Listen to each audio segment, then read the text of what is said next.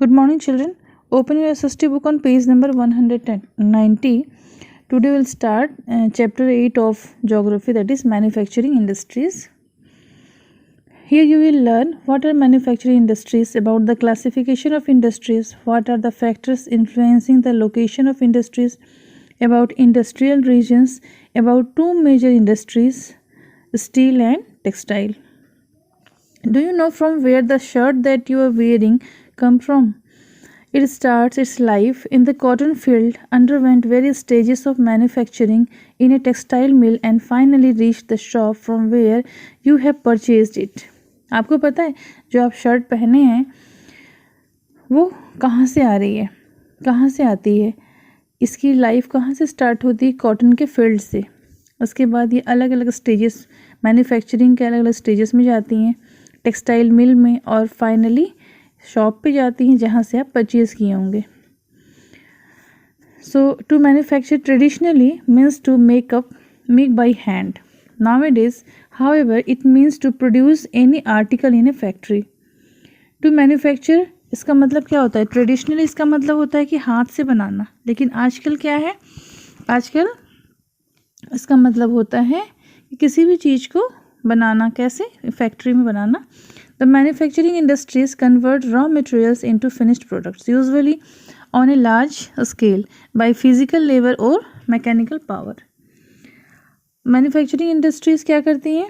ये raw materials को convert करती हैं फिनिश्ड प्रोडक्ट्स में. यूजुअली लार्ज स्केल में ज़्यादा प्रोडक्शन करती हैं, या तो फिजिकल लेबर के द्वारा या फिर मैकेनिकल पावर से. Obtaining the raw material, processing it into the finished product and distributing it are the various stages of production in an industry.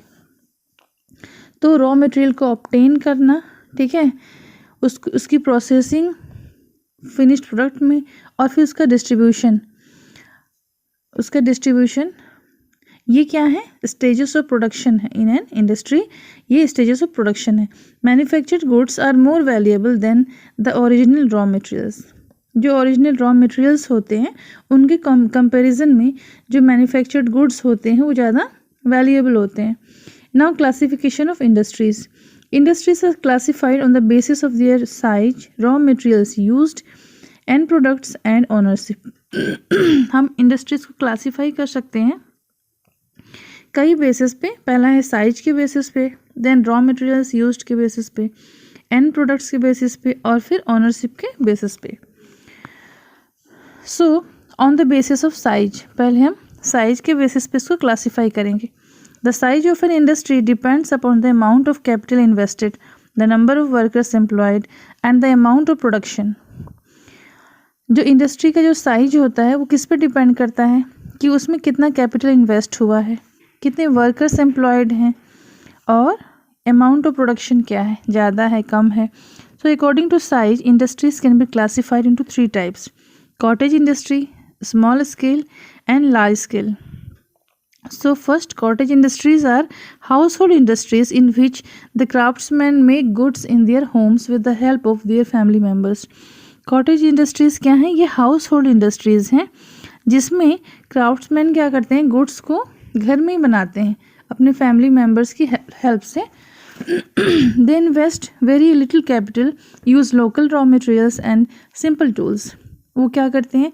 बहुत कम कैपिटल यूज़ करते हैं, लोकल रॉ मटेरियल्स को use करते हैं, और सिंपल टूल्स की help से वो उसको प्रोड्यूस करते हैं. लिटिल और नो पावर इज़ यूज्ड. इसमें पावर या तो थोड़ा बहुत यूज़ होता है या बिल्कुल भी नहीं यूज़ होता है.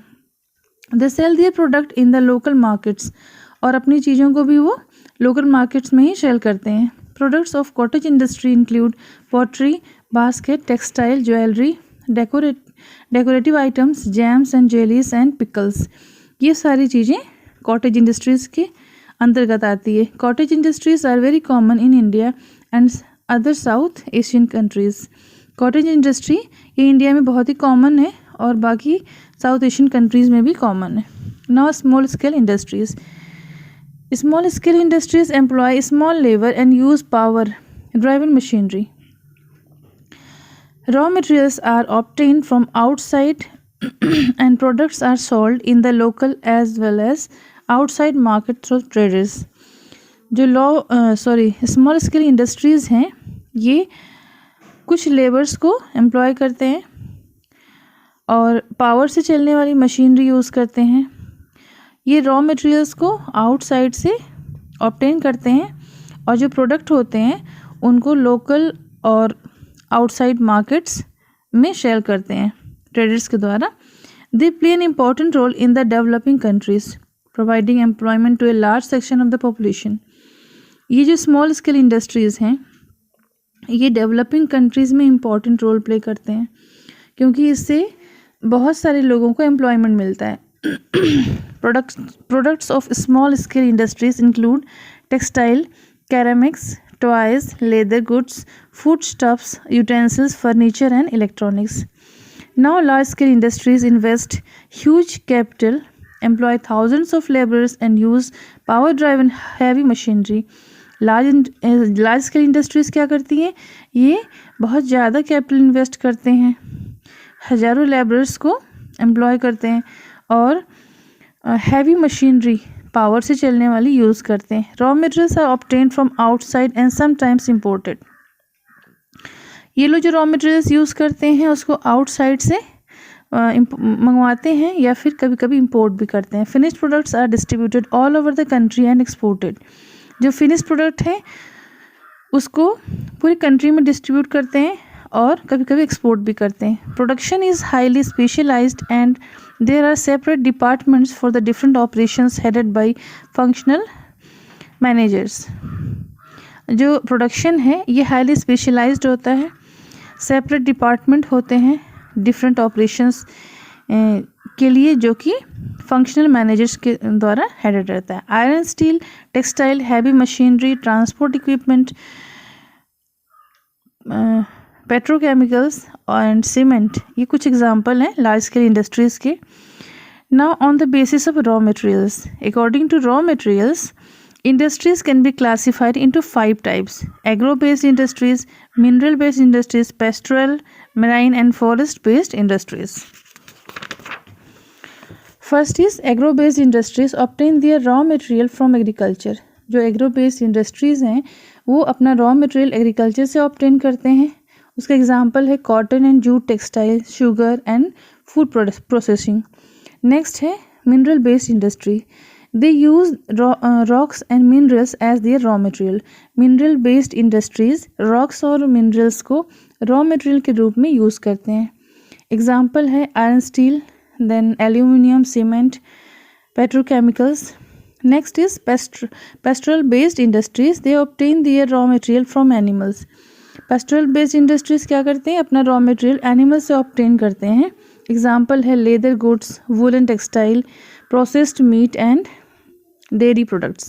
Now marine based industries obtain raw material from aquatic animals. जो marine based industries हैं वो अपना raw material aquatic animals से obtain करते हैं। Example है fish processing. Next, forest based industries. They obtain their raw material from forest or plants. ये अपना raw material forest या plant से obtain करते हैं। Example है paper, furniture, sports goods etc. On the basis of end products. So according to the nature of the end products, industries can be classified into 3 types. End products के हिसाब से industries को हम 3 types में classify कर सकते हैं. First है basic, then intermediate and consumer goods. So first one, basic industries are those whose finished products are used as raw materials for other industries. Basic industries वो industries होती हैं जिनका जो finished product है वो अदर इंडस्ट्रीज़ के लिए raw material के रूप में यूज़ होता है। Iron steel is a basic industry. Iron steel industry क्या है? ये बेसिक इंडस्ट्री भी इन्हें कहते हैं क्योंकि because it's products are used for manufacturing machines, क्योंकि इसके प्रोडक्ट को हम मशीन्स को मैन्युफैक्चर करने में यूज़ करते हैं। Tools, railway coaches, automobiles and several other useful things. Next, intermediate goods industry are those whose products are used as components to manufacture other finished product. अब intermediate goods industry वो industry हैं जिनके product को use करते हैं component के रूप में to manufacture other finished product. For example, tyres हो गया, पैकेजिंग मटेरियल है, मशीन पार्ट्स है, they are use to manufacture finished product. इनका यूज़ हम करते हैं फिनिश्ड प्रोडक्ट को मैन्युफैक्चर करने में, जैसे कार हो गई, पैकेज्ड फूड, क्रेन्स एक्सेट्रा। ना consumer goods industries are those whose finished product are directly used by consumers. Consumer good industries क्या है? जिनके फिनिश्ड प्रोडक्ट को डायरेक्टली कंज्यूमर्स यूज़ करते हैं। Example sugar, paper, cosmetic, automobiles. Next, on the basis of ownership. अब ownership के हिसाब से हम इंडस्ट्रीज़ को 4 टाइप्स में क्लासीफाई कर सकते हैं: private, public, joint and cooperative. So first, private sector industries are owned and managed by individuals और a group of individuals. Private sector industries को ओन कौन करते हैं? ओन और मैनेज करते हैं इंडिविजुअल्स या फिर group of individuals. Tata iron steel company, Reliance industries, Aditya Birla group of industries, ये एग्जाम्पल हैं इस टाइप के। Next, public sector industries, they are owned and managed by central और state government and their agencies. इनको मैनेज और own कौन करते हैं? या तो सेंट्रल या स्टेट गवर्नमेंट या फिर उनकी agencies. Steel authority of India limited, Bharat heavy electricals limited and Durgapur steel plant fall in this category. ये इनके एग्जाम्पल्स हैं।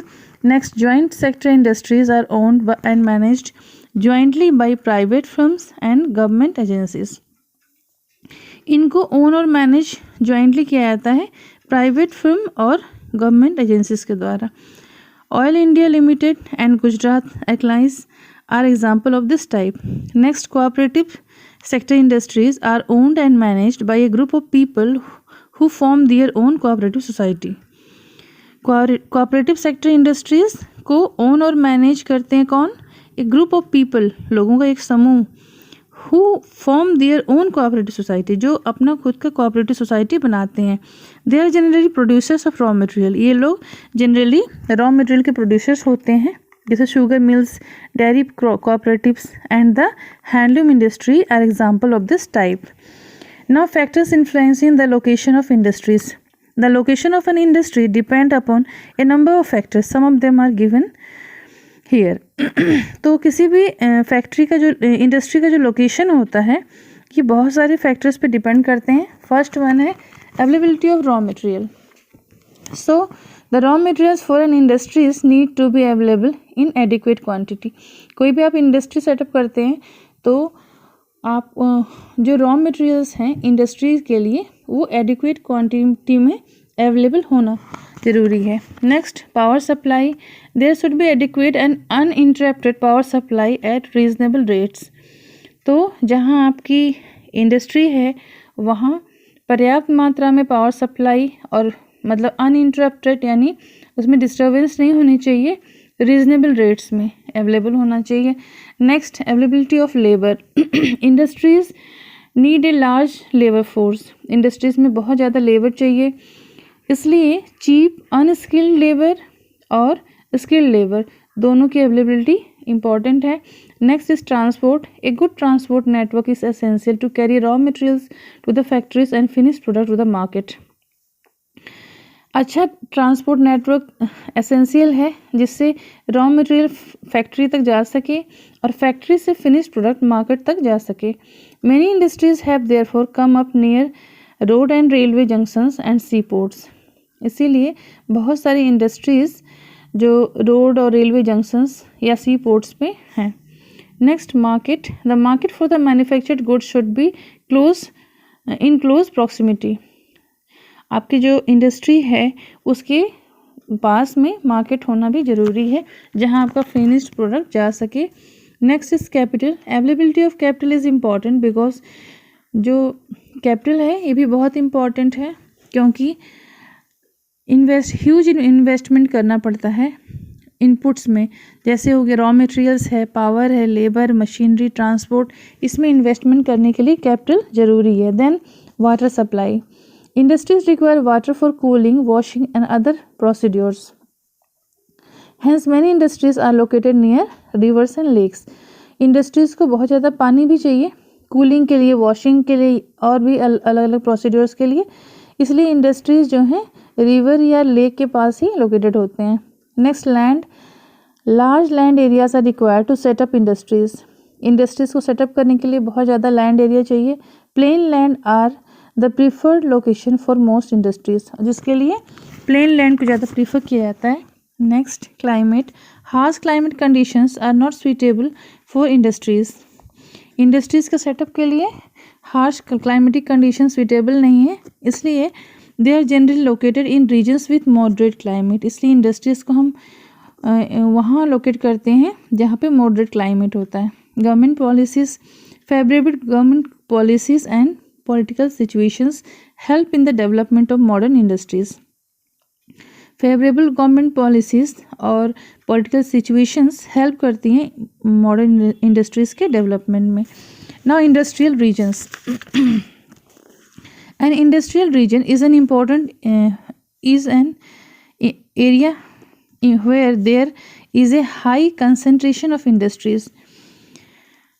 ये इंडस्ट्रियल रीजन ये वो एरिया होता है जहाँ पे इंडस्ट्रीज़ का हाई कंसंट्रेशन होता है। Such a region has a number of infrastructural facilities. ऐसे रीजन में बहुत सारी इंफ्रास्ट्रक्चरल फैसिलिटीज़ होती हैं, जैसे water supply, labour, power supply, transport and communication network, market, bank, financial services etcetera.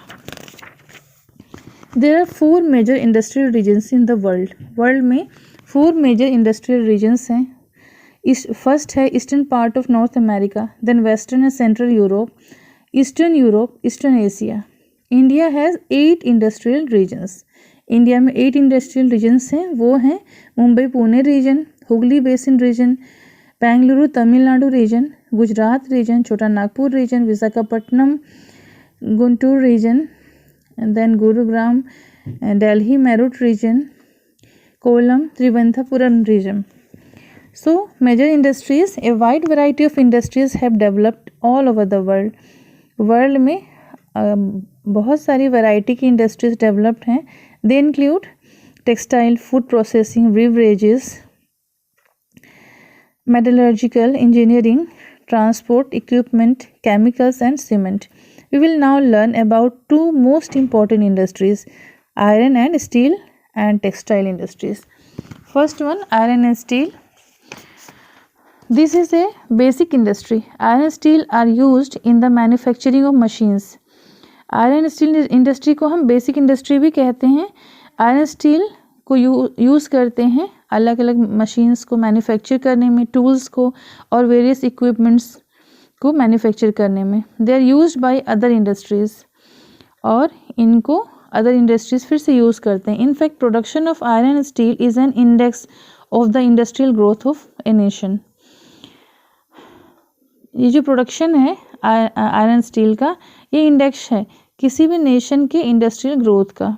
The raw material used in the iron steel industry are iron और coal, limestone and manganese. वो raw material जो iron steel industries use करते हैं वो है iron और coal, limestone and manganese. The iron ore is mixed with coal and limestone and smelted together in a blast furnace. Iron ore को coal और limestone के साथ मिक्स करते हैं और साथ में एक ब्लास्ट फर्नेस में स्मेल्ट करते हैं।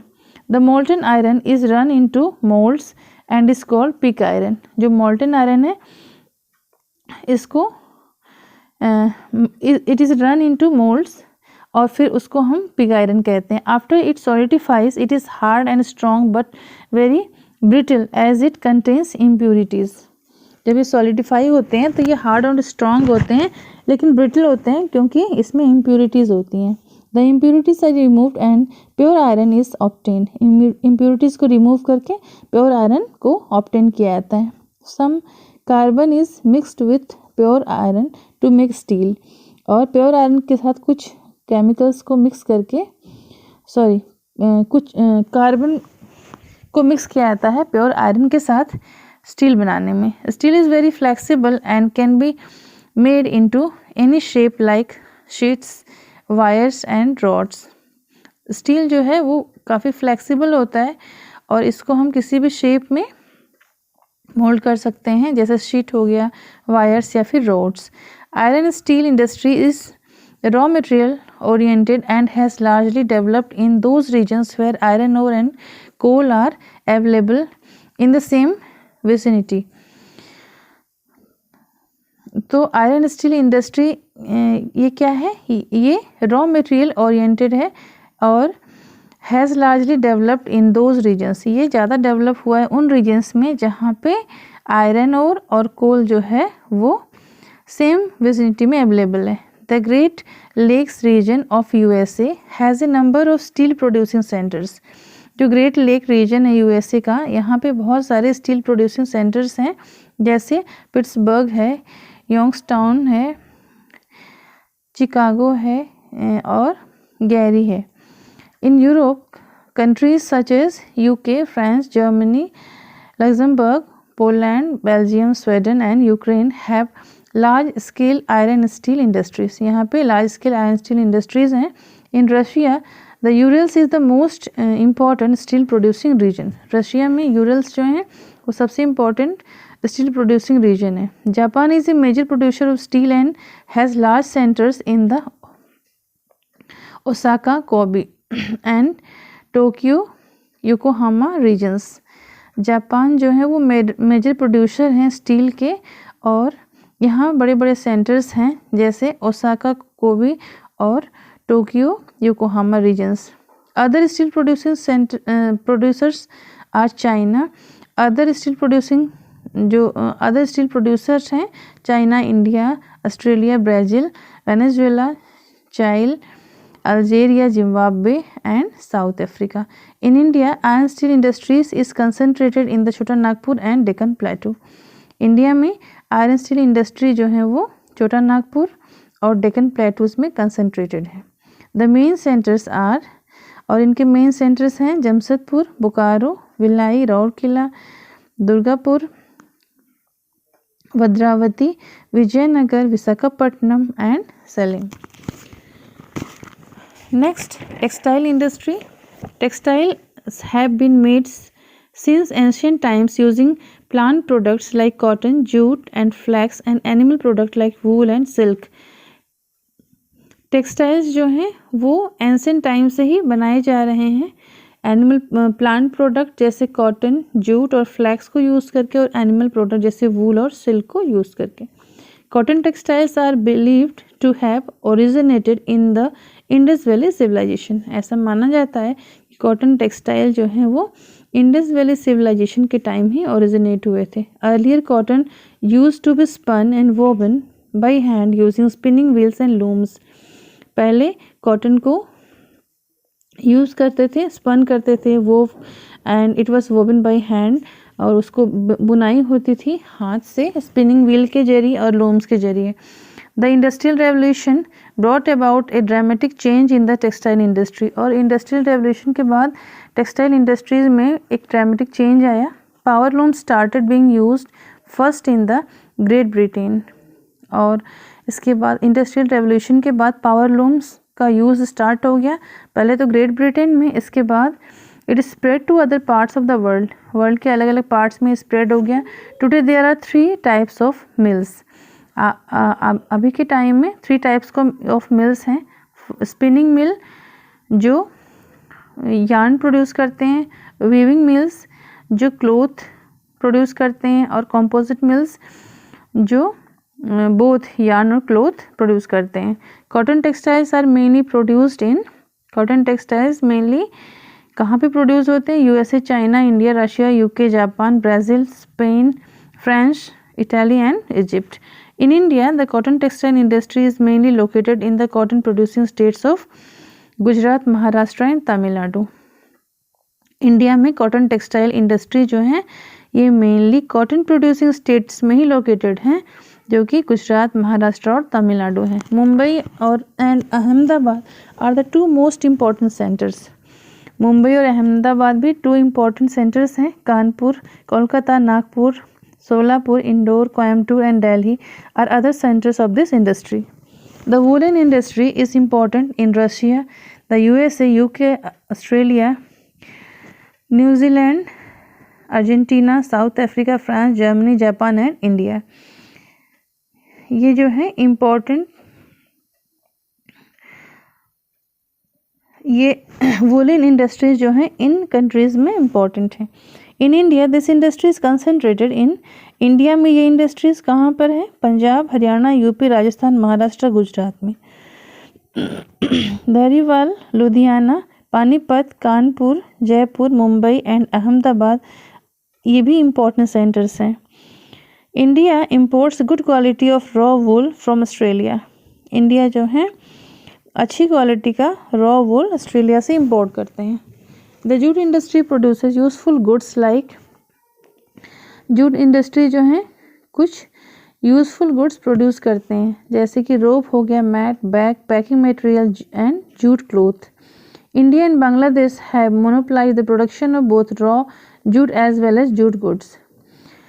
इसका जो इंडिया और बांग्लादेश में ही इनका प्रोडक्शन होता है और जूट का प्रोडक्शन होता है और इनके गुड्स का प्रोडक्शन भी इंडिया और बांग्लादेश में ही होता है। In India this industry is concentrated in the, India में ये इंडस्ट्री कहाँ पर है? हुगली रिवर बेसिन में जो कि वेस्ट बंगाल में है। Which apart from being the main growing area has the benefit of cheap water transport. यहाँ ये मेन ग्रोइंग एरिया ही नहीं है बल्कि यहाँ पे चीप वाटर ट्रांसपोर्ट से भी इनको बेनिफिट मिलता है। Jute industry faces tough competition from synthetic fibres. अब जूट इंडस्ट्रीज को सिंथेटिक फाइबर से टफ कंपटीशन फेस करना पड़ता है। Now silk textile originated in China. Silk textile कहाँ पे ओरिजिनेट हुआ? चाइना में। Silk has also been produced in Japan, Korea, India since ancient times. लेकिन सिल्क जो है वो जापान, कोरिया और इंडिया में भी एंशिएंट टाइम्स से ही प्रोड्यूस हो रहा है। Rearing of silk worms and producing of silk thread from the cocoons are household industries. ये सिल्क वॉर्म्स को रेयर करना और उससे सिल्क के थ्रेड प्रोड्यूस करना कोकून से, ये क्या है? हाउस होल्ड इंडस्ट्रीज़ है। The textile is mostly woven on looms. Textile को मोस्टली लूम्स में ही बुना जाता है। Japan is the leading producer of silk in the world. World में जापान ही सिल्क का लीडिंग प्रोड्यूसर है। China, Russia, France, USA, India, Malaysia, Sri Lanka भी अदर प्रोड्यूसर्स हैं। In India most of the production comes from Karnataka. India में ज़्यादातर production कहाँ से आते हैं? कर्नाटका, वेस्ट बंगाल एंड जम्मू एंड कश्मीर से। The main silk producing centres are,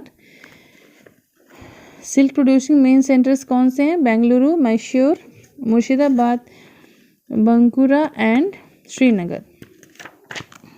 textile produced from flax are mostly common in Russia, Poland, Belgium and the Netherlands. Synthetic textiles like rayon, nylon,